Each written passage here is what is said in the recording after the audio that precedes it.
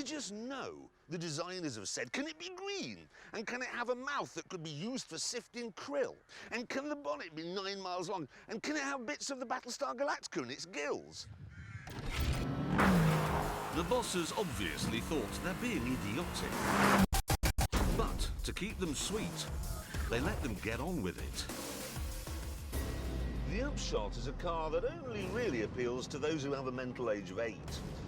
And that's me and every other man. It even makes a childish noise. It's just brilliant.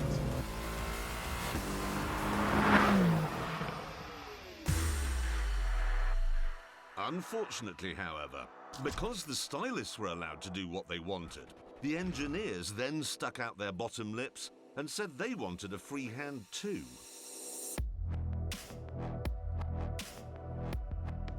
The trouble is that unlike car stylists, who are flamboyant and usually drunk, car engineers tend to be very sensible. You can tell this just by looking at their trousers.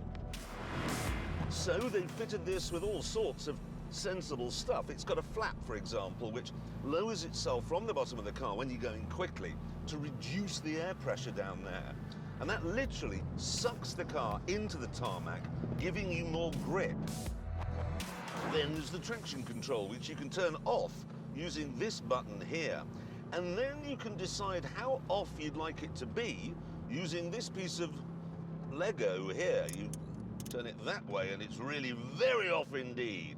And then you swivel it round and now it's only slightly off. I never knew off was a variable thing, but there you go. Other things? Well, the body's made from carbon fibre and titanium and magnesium to make it light. And it's got 2 Venturi tunnels at the back and short gearing and 4-wheel steering. There's so much techie stuff on the GTR, in fact, that it is really very fast and extremely well sorted out.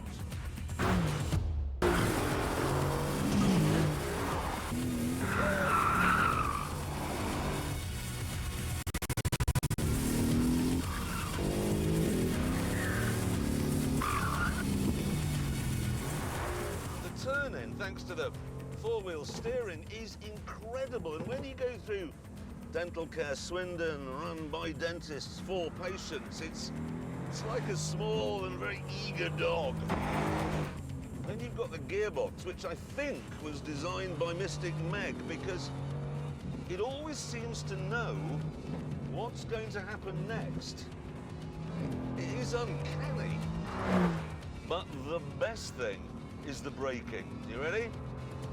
Watch this. Has my face actually come off? It has, hasn't it? Small wonder then that the GTR holds the lap record for rear-wheel drive cars at the Nürburgring. And that is its problem. Because AMG Mercs aren't really supposed to set lap records. They're not supposed to be particularly fast. You buy an AMG Merc because you want it to do this. Make a lot of noise while sliding through a cloud of its own tyre smoke. In an AMG Merc, you don't want to go round a corner crisply at 150. You want to go round smiling and sideways at about 27. And there's another thing too. The engine. It's a twin-turbocharged V8, which produces 577 horsepower, and that's a lot. But exactly the same engine in an E-Class saloon produces more than 600 horsepower. So why not use that engine in here? The only possible reason is that soon there'll be a more powerful, even faster version of this car. So why buy this one now? It's a good question. I wouldn't.